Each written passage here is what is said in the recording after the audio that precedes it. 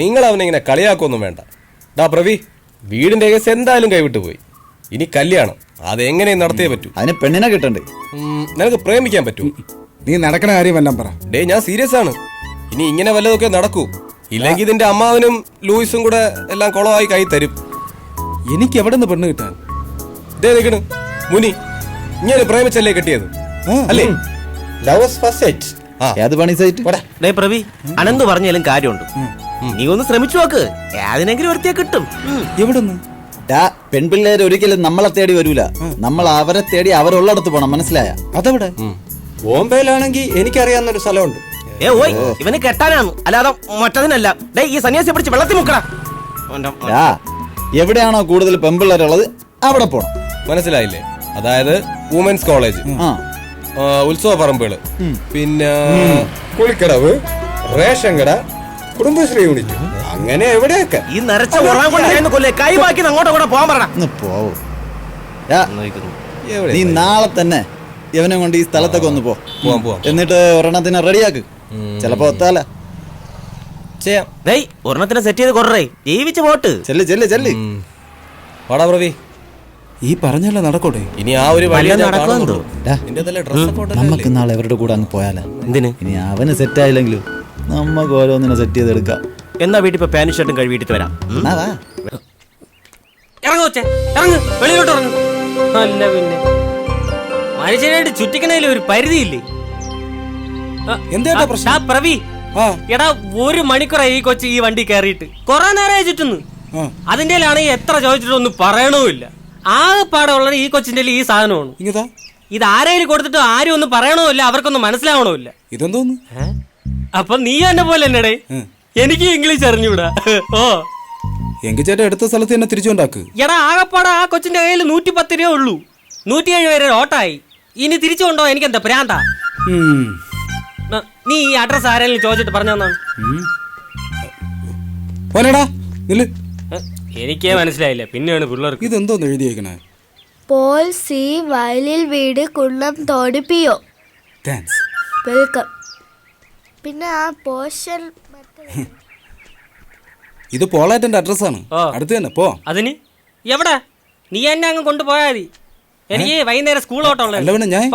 ഇനി പോളാട്ടൻ അന്വേഷിച്ച് ഞാൻ പോകാൻ പോണു. പിന്നെ ഇതായിരിക്കണം നിന്റെ ബിഷോപ്പർ.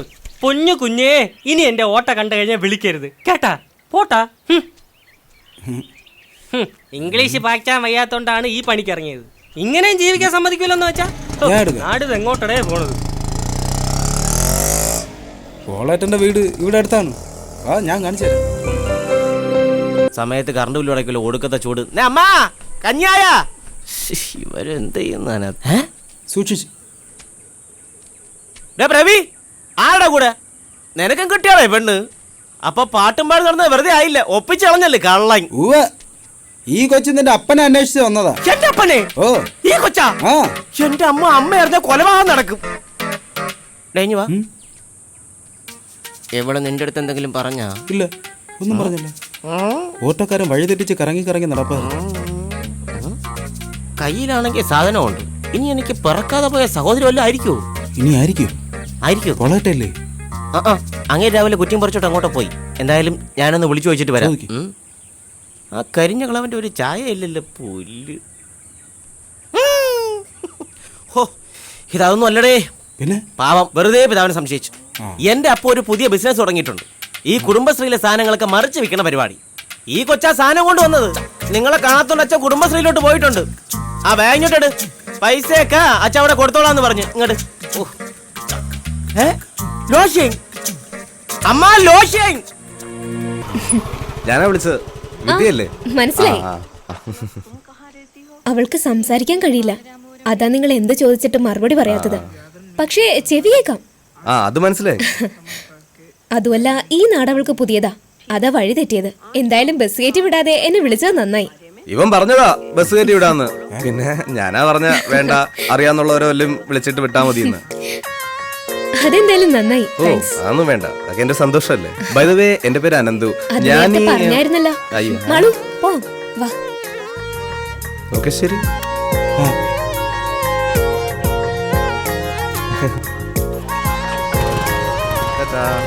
ഇടയ്ക്കൊക്കെ ഞാൻ വിളിക്കും, എടുക്കണേ. ബൈ. ഏയ് എന്തോന്ന്? ഒന്നുമില്ലടാ, ഇതൊക്കെ ചുമ്മാ. നീ വാ. ഈ പേര് തന്നെ മതി. കല്യാണം അടുത്ത് വരുന്നുണ്ട്, പക്ഷേ ഒരുപാട് തടസ്സങ്ങളുണ്ടല്ലേ. ഒരു തടസ്സം അയ്യോ, പൂജാമുറി. ഇവിടെ ഇരുന്ന് ഇങ്ങനെ തെറി പറയരുത്. നിങ്ങളൊരു കാര്യം ചെയ്യും, ബാക്കിയുള്ള ഡിസ്ട്രിക്ട് ഞാൻ അവരെ തേടി പിടിച്ച് കൊട്ടേഷൻ കൊടുത്തോളാം. അതെ, ഞാൻ ഈ ഗൂഗിൾ നോക്കിയല്ല കാര്യങ്ങൾ പറയുന്നത്, ഈ പഞ്ചാംഗം നോക്കിയ കാര്യങ്ങൾ പറയുന്നത്. എന്നാ പിന്നെ അത് ചേട്ടാ, ഞാൻ പറയാം. ഇവനിപ്പോ ഒരു കല്യാണ ആലോചന വന്നിട്ടുണ്ട്. തടസ്സങ്ങളൊന്നും ഇല്ലാതെ അവിടെ എത്തിച്ചേരാൻ പറ്റിയ ഒരു നല്ല സമയം സ്വാമി പറഞ്ഞു തരണം. പകല് പോയാ മതി. ഇയാൾ എന്തോന്ന് വർത്താനോടെ പറഞ്ഞത്? ആരെങ്കിലും പെണ്ണിന്റെ വീട്ടിൽ പെണ്ണാണ് പിന്നെ രാത്രി കയറി പോകും. നിന്റെ പരിചയക്കാരെന്ന് പറഞ്ഞാണ് എവിടെ കയറി വന്നത്. ഇയാൾക്ക് ഒന്നും പറഞ്ഞ ഒരു കോമ്പോറോടെ വെറുതെ പുസ്തകം വെച്ച് വെറുതെ ഇരിക്കുന്നത്.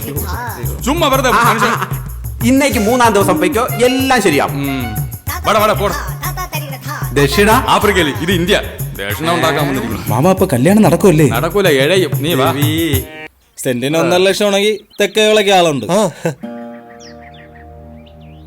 അമ്മയുടെ നെഞ്ച താട്ടുകല്ല് വെച്ച് എനിക്കരിയാട്ടണ്ട. ഈ കുന്നംതോടിനൊരു ചരിത്രമുണ്ട്. ഒരു കാലത്ത് ഈ ദേശത്തെ മുഴുവൻ ഊട്ടിയിരുന്നത് ഇവിടത്തെ നെല്ല. അതാ മോൻ മെഡിക്കൽ കളയിന്റെ അണ്ണാക്കി തിരികിയത്. ഇതിനൊക്കെ അനുഭവിക്കുമ്പം പറയാ, എഴുതി വെച്ചോ. കുറച്ചു നാളും കൂടി അവളോടൊന്ന് ക്ഷമിക്കാൻ പറ.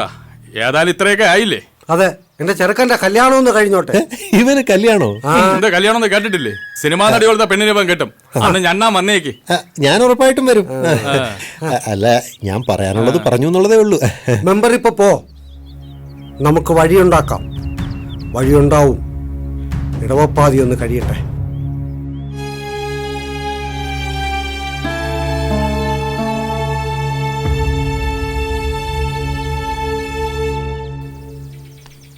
ആ, സ്വന്തമായിട്ട് പാലമൊക്കെ ഉണ്ടല്ലോ വീടിന്.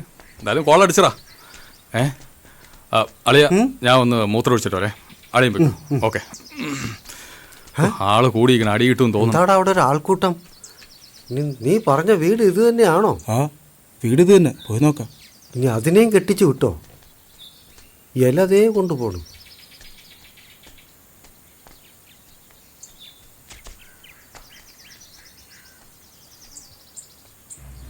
ഇവരെവിടുത്തെ കാര്യം? ഇവർക്ക് ആരുമില്ലേ? പറയത്തക്ക ബന്ധുക്കളായിട്ട് ആരുമില്ല. അമ്മയും മോളും മാത്രമേ ഉണ്ടായിരുന്നുള്ളൂ. ഇതിപ്പോ ഇങ്ങനെ കിടത്തിയിരുന്നാ മതിയോ? ശേഷക്രിയൊക്കെ ആരെങ്കിലും ഒക്കെ ഏർപ്പാടാക്കണ്ടേ? കുറച്ചും കൂടെ നോക്കാം, ആരെങ്കിലും വരുന്നെങ്കിലും. സഹായത്തിന് ആരുമില്ല. മാമ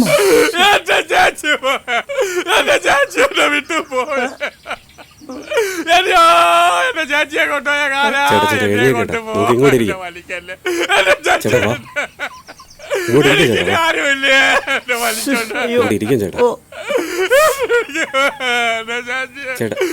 ചാച്ചിനടുത്ത് പോണോ?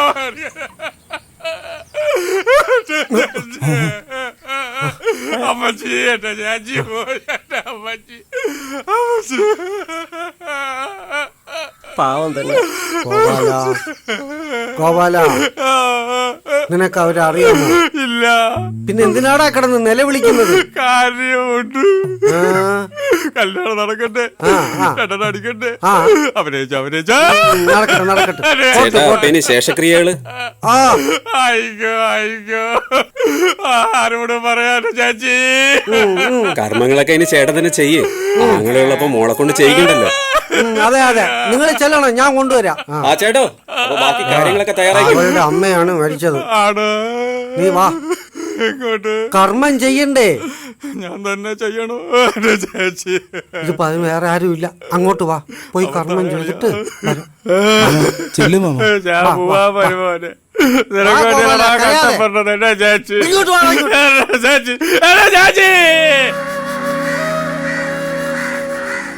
ചേട്ടൻ എങ്ങനെ വിഷമിക്കണ്ട, ഞാനില്ലേ കൂടെ. ചേട്ടാ, അപ്പൊ സഞ്ജയനൊക്കെ എങ്ങനെയാ? മരണാവുമ്പോ 5-ന്റെ ഒന്നല്ലേ സഞ്ചാന്യം? അതെ അതെ, സഞ്ജയനെന്നൊക്കെ പറഞ്ഞ 500 പേരുണ്ടാവും. അവർക്കുള്ള ഭക്ഷണമൊക്കെ ഉണ്ടാക്കണം. അതൊക്കെ അവർ നോക്കിക്കോളൂന്നേ ഇല്ലേ? ഭയങ്കര ചൂടാണല്ലോ. അത് ഞങ്ങളെ കുടുംബത്തില് ചടങ്ങ് നടക്കുന്നത് കാശിയിൽ വെച്ചാണ്.